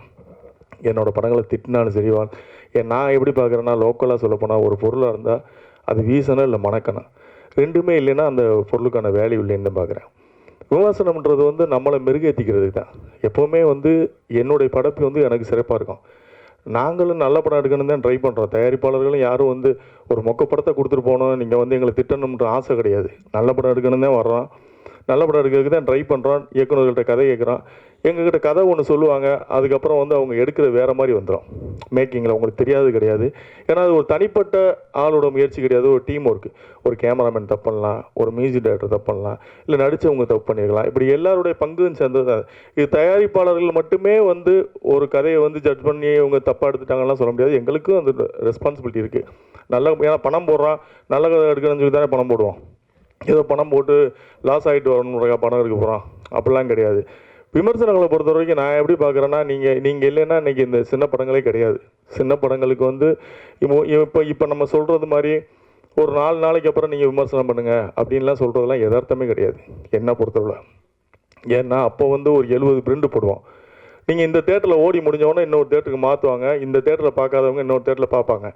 இப்போ சேதுன்ற படம்லாம் எத்தனை நாளைக்கு அப்புறம் பிக்கப் ஆச்சுன்னு உங்களுக்கு தெரியும்.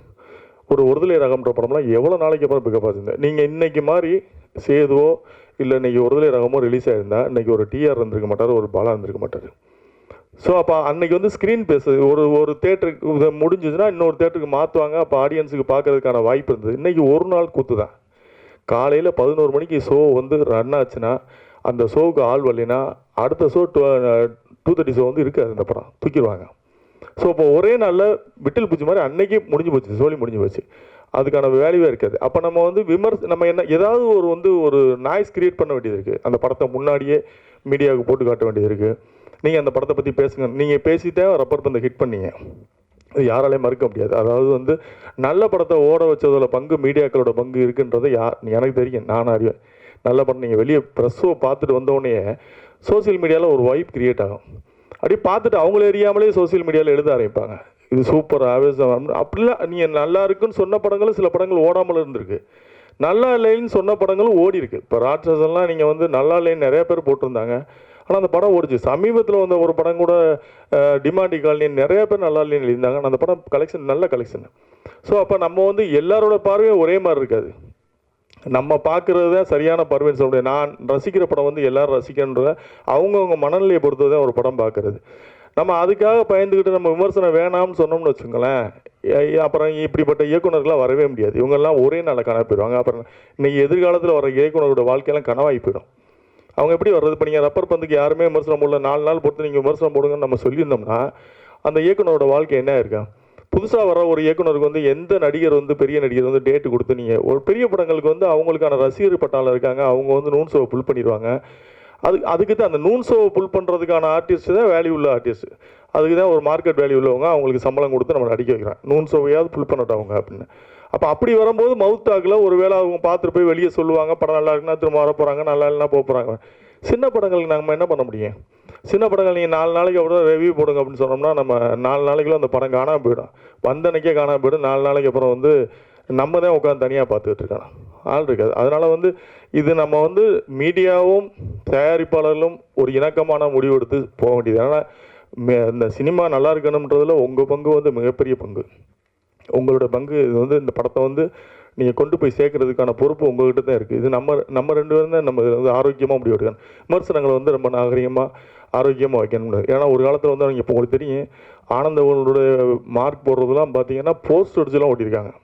45 மார்க் ஆனந்த விடலில் போடுறாங்க, 50 மார்க் போடுறாங்கன்னா அது அன்றைக்கி வந்து வால் போஸ்டில் பெருசாக இருக்குது ஆனந்த விடலை. அப்போ அது வேல்யூ பண்ணாங்க அந்த ரிவ்யூ வந்து. அப்போ பத்திரிகையாளர்கள் நமக்கும் வந்து அந்த ரெஸ்பான்சிபிலிட்டி இருக்குன்னு நம்புகிறேன். ஏன்னா இது நம்ம எல்லோரும் சேர்ந்து இது ஒரு கிட்டத்தட்ட நம்ம இண்டஸ்ட்ரியில் ஒரு 50,000 பீப்புள் வாழக்கூடிய ஒரு தொழில். இதுக்கு நமக்கு எல்லாருக்குமே ரெஸ்பான்சிபிலிட்டி இருக்குன்னு நம்புகிறேன். அதுக்காக பத்திரிக்கை நீங்கள் நான் சொல்ல மாதிரியே நீங்கள் ரிவ்யூவே போடாதீங்க அப்படின்னு சொல்கிறதுல எனக்கு உடன்படே கிடையாது. அப்படின்னா வந்து ஒரு படம் ரிலீஸ் ஆகும்போது அந்த படம் வந்து எத்தனை நாள் மினிமம் நீங்கள் தேட்டரில் போடுவோம்ன்ற ஒரு கணக்கு வேணும். இத்தனை நாள் நாங்கள் எடுக்க மாட்டோம் அந்த படத்தை, ஆள் வருதோ வரலையோ ஒரு 4 நாளைக்கு இந்த படம் நிற்கும், நாங்கள் போடுறோம், மவுத் டாக்கில் வரட்டும் அப்படின்னு நாங்கன்னா ஒத்துக்கலாம். அப்படி தேட்டருக்காரங்க கண்டிப்பாக ஒத்துக்க மாட்டாங்க. ஏன்னா அவங்களும் எப்படி லாஸை பேர் பண்ணுவாங்க. இப்போ அவங்களுக்கு என்னென்னா வந்து எங்களுக்கு நூன் சோக்கு ஆள் இல்லைங்க, நம்ம காசு கொடுத்து டிக்கெட் வாங்கி நீங்கள் போடுங்கன்னு சொன்னால் கூட போட மாட்டாங்க. ஏன்னா கேண்டீன் பிஸ்னஸ் இருக்காது. ஸோ அதுக்கும் சிக்கல் இருக்குது. ஸோ ப்ராக்டிக்கலாக அப்படி நிறைய சிக்கல் இருக்குது. நீங்கள் எல்லா பக்கமும் நீங்கள் யோசிக்கணும். விமர்சனம் வேணான்னும் போது அப்போ எனக்கு அந்த பக்கத்தில் நீங்கள் வந்து எனக்கு அதுக்கான ஸ்பேஸ் கொடுக்கணும். இல்லைங்க நாங்கள் 4 நாளைக்கு வந்து நாங்கள் வந்து வெள்ளி சனி ஞாயிறு திங்கள் 3 நாளைக்கு வந்து நாங்கள் கண்டிப்பாக நாங்கள் படத்தை எடுக்க மாட்டோம். படம் போட்டிங்கன்னா அந்த படம் ஓடும். எத்தனை ஷோ உங்களுக்கு கொடுக்கமோ அத்தனை ஷோ நாங்கள் தூக்க மாட்டோம்னு கேரண்டி இருந்ததுன்னா நிச்சயமாக விமர்சனம் வேணான்னு சொல்லலாம். நீங்கள் வேணாங்க பரவாயில்ல அப்படின்னு. அதுக்கான வாய்ப்பு இல்லை, கொடுக்க முடியாது, அவங்களாலையும் கொடுக்க முடியாது. ஏன்னா அவங்களும் தேட்டர் பிஸ்னஸ் பண்ணுறவங்க, அவங்க என்ன பண்ண முடியும், அவங்க எல்லாமே வியாபாரம் தானேங்க. அப்போ நமக்கு ஒரே சாய்ஸ் வந்து மீடியா தான். மீடியா பார்த்துட்டு நல்லா இருக்குன்னா நல்லா இல்லைன்னு நல்லா இருக்குன்னு எழுத போகிறாங்க, நல்லா இல்லைன்னா நல்லா இல்லைன்னு எழுத போகிறாங்க. நல்லா இல்லைன்னு நம்ம மாற்றிக்க போகிறோம். இதுதான் தொழில்னு வந்துட்டோம். இப்போ எனக்கு நான் எடுத்த படத்தை சரியில்லைன்னு சொன்னீங்கன்னா நான் என்னோடய படத்தை திறனாய்வு படிப்பேன். ஓகே, இவங்க சொல்கிற நிறைய பேரோட ரிவ்யூ நான் படிப்பேன், சீனு ராமசாமி சொல்லும்போது படிப்பேன். சில வந்து அவங்களோட பாயிண்ட் ஆஃப் வியூ எழுதியிருப்பாங்க, இந்த கதை இப்படி இருந்தால் நல்லா இருக்கும், இப்படி இருந்தால் நல்லா இருக்கும், அது அவங்களுடைய வியூ, இப்படி இருந்தால் நல்லா இருக்கும்னு சொல்லி அதுக்காக எழுதக்கூடாதுலாம் கிடையாது. நல்லா இருக்கும் நல்லா இல்லையோ உங்களுக்கு மனசில் தோன்ற எழுதணும். ஒரு நாய்ஸ் கிரியேட் ஆகணும், அவ்வளோதான். அது இந்த படத்தை பற்றினா ஒரு இப்போ நீங்கள் பாருங்களேன், இந்த வாரம் ரிலீஸ் ஆன படத்துக்கு எந்த படத்துக்கும் அந்த மாதிரி ஒரு இதே இல்லை. பாவம் இந்த வாரம் ரிலீஸ் ஆன படங்கள்லாம் வந்து இந்த ஜீப்ரான்னு ஒரு படம் வந்துச்சு, எனக்கு ரொமான்ஸ் மட்டும் இல்லைன்னு ஒரு படம். எந்த படமே எந்த இதுலேயுமே வந்து ஒரு நாய்ஸ் கிரியேட் பண்ணல. ஸோ இது பாவம் தான் அது ஆக்சுவலாக. இதை நம்ம எல்லாருமே உட்காந்து நீங்களும் புரிஞ்சுக்கணும், எங்களுடைய வழிகளையும் புரிஞ்சுக்கணும். நாங்களும் இவ்வளோ கோடி ரூபா போட்டு இன்வெஸ்ட் பண்ணி படம் எடுக்கிறோம். நீங்கள் வந்து குற்றம் சொல்வதற்கு உங்களுக்கு முழு உரிமை இருக்குது. எந்த ஒரு ஆசிரியனுக்கும் மாணவனை தண்டிப்பதற்கும் முழு உரிமை உண்டு. அந்த மாணவன் வந்து அவனை திருத்திக்கிறதுக்காக நல்ல விதம், அதாவது கசப்பு மருந்து எப்போவுமே வந்து உடம்புக்கு நல்லதுன்னுவாங்க. நீங்கள் சொல்கிற அறிவுரை எங்களுக்கு அப்படி தான் இருக்கணும்.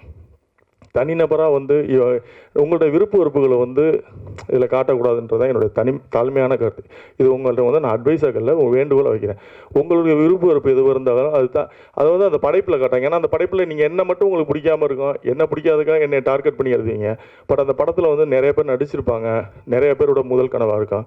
அதில் அவங்க அப்போ எல்லாருமே பாதிக்கப்படும். ஸோ அதனால் நம்மளுடைய தனிமனித விருப்ப வெறுப்பெல்லாம் வந்து ஒரு படைப்பில் வைக்கக்கூடாதுன்றது என்னுடைய வேண்டுகோள். மற்றபடி உங்களுடைய ஆதரவு வந்து சினிமாவுக்கு என்றைக்குமே தேவை. முதல் நாளே உங்களுடைய விமர்சனத்தை நாங்கள் எதிர்பார்க்குறோம், எங்களுக்கு வேணும் அப்படின்றதுலாம் நான் ரொம்ப ஸ்ட்ராங்காக இருக்கேன். இது சீனு ராமசாமி சொன்ன மாதிரி நீங்கள் சொல்லுங்கள், ப்ரொடியூசர் கவுன்சிலில் சொல்லுங்கள். நான் எப்போயுமே என்னோடய ஸ்டாண்டில் நான் தெளிவாக இருப்பேன். நான் ரிவ்யூ வந்து மதிக்கிறவன், நான் விமர்சனங்களை ஏற்றுக்கொள்ளக்கூடியவன். விமர்சனம் வேணும், ஏன்னா அதுதான் இன்றைக்கி உள்ள படைப்பாளிகளை அடையாளப்படுத்தும். சின்ன டாடான்னு ஒரு டைரக்டர் இப்போ வந்து பேசிட்டு போனார். அவர் எப்படி உருவானார்? நீங்கள் கொடுத்த விமர்சனத்து மூலமாக நீங்கள் நிறைய பேரை உருவாக்கி விட்டுருங்க. இன்றைக்கி உயரத்தில் இருப்பவர்களெல்லாம் நீங்கள் உருவாக்கி விட்டவங்க தான். நான் உயர போனதுக்கப்புறம் நீங்கள் தேவையில்லைன்னு உங்களை ஒதுக்குறது வந்து நியாயமாக இருக்காது. எனக்கு அது சரின்னு படலை. பட் அதனால் உங்களுடைய விமர்சனங்கள் வேணும். இந்த படத்துக்கு அப்படி தான் நான் சொல்கிறேன். இந்த படத்துக்கு இந்த கணேசன்றவர் அவருடைய பெரும் முயற்சி. இந்த படம் வந்து அவர் எவ்வளோ கஷ்டப்பட்டு எடுத்திருக்காருன்றது எனக்கு தெரியும். ஏன்னா அதில் அந்த கேரக்டராக நடித்தது தான் அவருடைய உண்மையாகவே அவருடைய வாழ்க்கை. அவர் எவ்வளோ வலி இருந்தால் அப்படி நடிச்சிருப்பாருன்றதை நான் உணர்ந்தேன். நான் உண்மையாக நீ காலையிலேருந்து கூப்பிடும்போது கூட என் ஆஃபீஸில் வந்து அவர் நான் வரவே வேணான்னு சொன்னேன். பரவாயில்ல நீங்கள் ஃபோனில் சொன்னப்போ நான் வரேன் அப்படின்னு. இல்லை உங்கள் ஆஃபீஸ்க்கு வரேன் அப்போ அவரை வர வச்சு நான் கேட்டேன், யாரை கூப்பிட்ருக்கீங்க, யார் இதுக்கு பிஆர்ஓ, எப்படி இதை வந்து இப்படிலாம் கேட்டேன். அவருக்கு பாவம் அவர் வந்து இந்த ஒரு படம் பண்ணணும், நடிக்கணும் அப்படின்ற ஒரு ஆர்வம் தான் இருக்குது. நிச்சயமாக நல்லா வருவீங்க பிரதர். நீங்கள் இந்த படத்துக்காக நிறைய மெனக்கட்டுருக்கீங்க. உங்களுடைய சின்சியாரிட்டி கண்டிப்பாக வருவீங்க. ஏன்னா சினிமா வந்து நம்பினவங்களை கைவிட்டதே கிடையாது. சும்மா இதை வந்து ஒரு என்டர்டெயின்மெண்ட் சும்மா பொழுதுபோக்காக எடுத்துகிட்டு போகிறவங்கள வேணால் அந்த சினிமா கைவிட்டுருக்குமே தவிர உண்மையாகவே சினிமாவை நேசித்தவங்க யாரும் தோற்று போக மாட்டான். தோற்று போகிற மாதிரி நமக்கு தெரியுமே தவிர தோற்று போக மாட்டோம். நிச்சயமாக ஜெயிப்போம். நீங்கள் இந்த படத்தின் மூலமாக வெற்றி பெறுவீங்க. என்னுடைய வாழ்த்துக்கள். இந்த டீம் அனைவருக்கும் என்னுடைய வாழ்த்துக்கள். நன்றி. எல்லாருக்கும் வணக்கம். பிஆர்ஓக்களை முன்னிட்டு இந்த விழா நடத்திய திரு ஹேமந்த் அவருக்கு நன்றி. இந்த விழா வெற்றி அடைய என்னுடைய வாழ்த்துக்கள். Thank you sir. அனைவருக்கும் இனிய மாலை வணக்கம். பெரியவர்கள் இருக்கும் சபையில் என்னையும் பேச வைத்த என் அம்மா, அப்பா, மனைவி மற்றும் கடவுளுக்கு நன்றி. இந்த படத்தில் வந்து அறிமுகமாகும் பிஆர்ஓ ஹேமானந்துக்கு வாழ்த்துக்கள். அவர் பிகைன் வுட்ஸில் பிஆர்ஓ இருக்கும்போது நான் பிஆர்ஓ பண்ண நிறைய படத்துக்கு நிறைய சப்போர்ட் பண்ணியிருக்காரு. ஸோ என் படங்கள் அடுத்த கட்டத்துக்கு எடுத்துகிட்டு போகிறதுக்கு முக்கிய காரணமாக இருந்த ஹேமானந்த் இன்று பிஆர்ஓவாக அடியெடுத்து வைக்கிறார். அவருக்கு வாழ்த்துக்கள். இந்த படத்தில் வந்து நம்ம பொதுவாக வந்து நிறைய ஃப்ரெண்ட்ஸ் இருப்பாங்க, ஆனால் சமயத்தில் யாரும் உதவி பண்ண மாட்டாங்கன்னு சொல்லுவாங்க. ஆனால் ஹேமானந்துக்கு இந்த படத்தில் வந்து சமயமுறையே சமயத்தில் வந்து ஹெல்ப் பண்ணி மியூசிக் டைரக்டராக ஆயிருக்காரு. ஸோ அவர் வந்து சார் சொன்னது ஒரு ஐஏஎஸ் ஆஃபீஸர்னு, ஒரு ஜிஎஸ்டி கமிஷனர் அவர். ஆனால் அந்த ஜிஎஸ்டி கமிஷனர் என்ற எந்த ஒரு பந்தமும் இல்லாமல் சினிமாவில் இருக்க ஒரு பேஷன்னால் பண்ணிகிட்ருக்காரு. அவர் இசை பற்றி சொல்லும் போது எனக்கு வந்து ராகம்லாம் எதுவும் தெரியாது சொல்லிட்டு சில பல்லவிகள்லாம் சொன்னார். டி ராஜேந்தர் சார் வந்து ராகம் தேடும் பல்லவின்னு சொல்லி ஒரு படமே எடுத்து சக்ஸஸ் பண்ணியிருக்காரு. அது மாதிரி உங்களுக்கு ராகம் தெரியாமல் இருக்கலாம், ஆனால் உங்கள் பல்லவி அந்த ராகத்தை தேடி இருக்கிறது. அதனால் பாடல்கள் நல்லாக வந்திருக்கிறது. இங்கே வந்து இந்த கதைக்கு வந்து பொதுவாக வந்து ஒரு கதைக்கு வந்து நங்கையும் தேவை மங்கையும் தேவைன்னு சொல்லுவாங்க. ஸோ மங்கையாக கதாநாயகியாக இருந்தாலும் நங்கையாக திருநங்கை நமிதா அவர்கள் பண்ணியிருக்காங்க. நீங்கள் கூகுளில் சர்ச் பண்ணிங்கன்னா நங்கைன்ற மீனிங் வந்து woman of quality and distinction சொல்லுவாங்க. அது மாதிரி நீங்கள் உமன் ஆஃப் குவாலிட்டி அண்ட் டிஸ்டிங்ஷன்றதுனால இந்த படத்தில் உங்களோட விஷயங்கள் நல்லா தெரிஞ்சிருக்கு. இயக்குனர் கணேஷ் அவருக்கு வாழ்த்துக்கள். அவர் சொன்னார், நான் சின்ன வயசில் வந்து பேச மாட்டேன், ரொம்ப சைலண்ட்டாக இருப்பேன், நல்ல சைலண்ட்டாகவே இருக்குன்னு சொன்னாங்க. லைஃப்பில் சைலண்ட்டாக இருக்கிறது தான் முக்கியம், வைலண்ட்டாக இருக்கக்கூடாது. நீங்கள் ஒரு நல்ல படம் எடுத்திருக்கீங்க. பொதுவாக நம்ம வந்து நிறைய விஷயங்கள் சத்தமாக சொல்வதை விட அழுத்தமாக சொல்ல வேண்டும் என்று சொல்வார்கள்.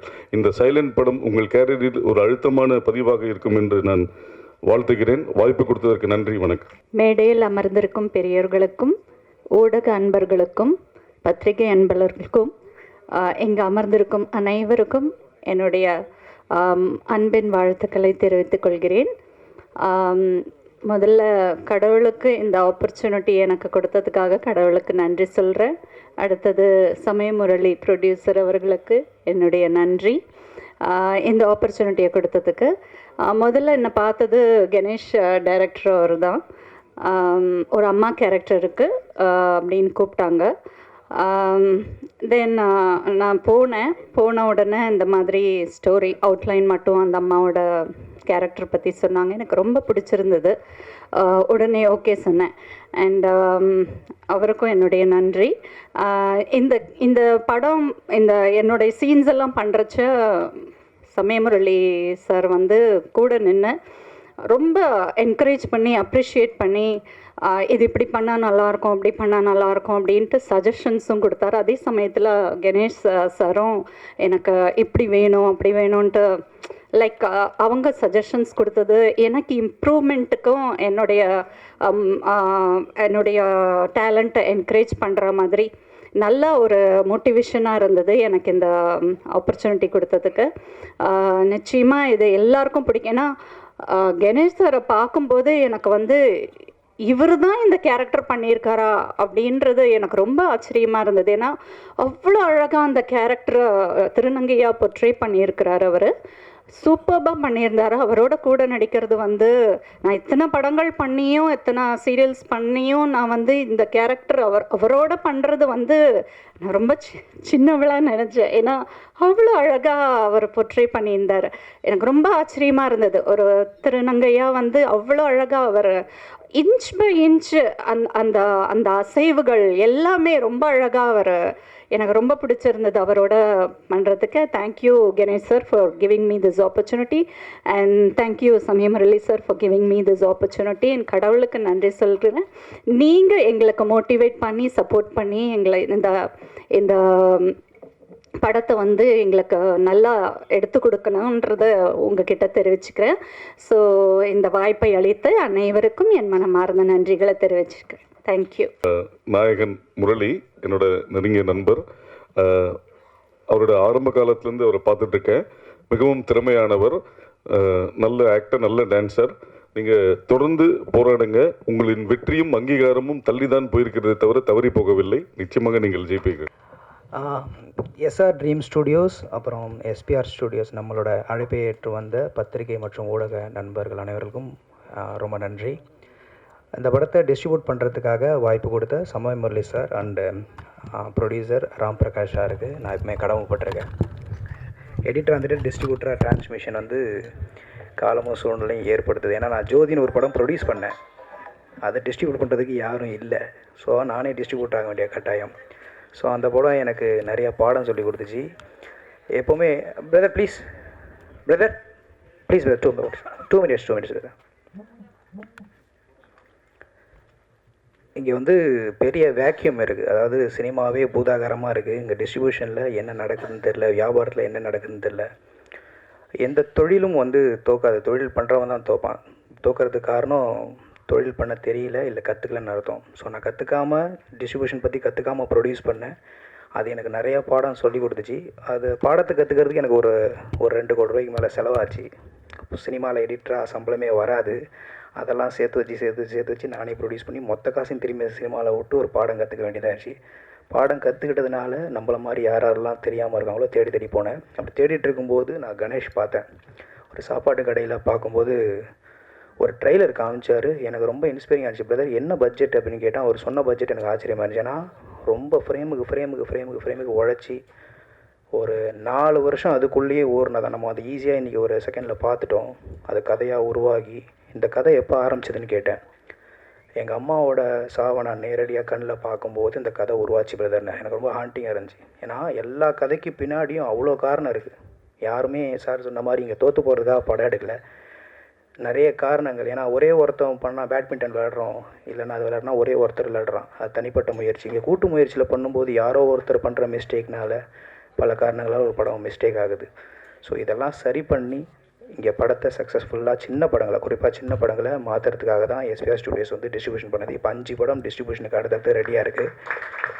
So thank you so much. SPR ஸ்டுடியோஸோட டேக்லைன் இது கனவை செதுக்கும் மாயத்தூரிகை. நிறையா இப்போ நான் ஒரு படம் ப்ரொடக்ஷனும் பண்ணிகிட்ருக்கேன்.